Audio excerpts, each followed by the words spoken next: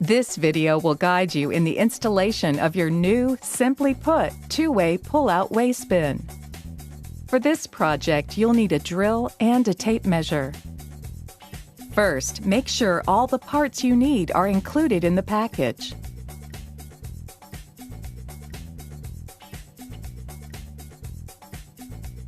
Place the installation template on the cabinet floor.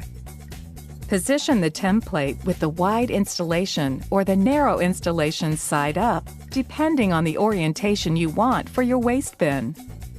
Mark and drill 4 holes at the locations shown on the template. Fasten the sliding base assemblies to the cabinet floor by using 2 number 8 1/2-inch mounting screws for each slide assembly.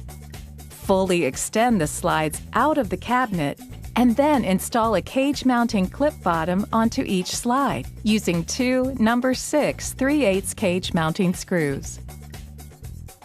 Place the wire cage on top of the cage mounting clip bottoms. Install the cage mounting clip tops using 2 number 6 3/4-inch cage clip screws.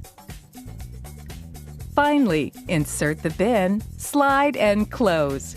Your installation is complete.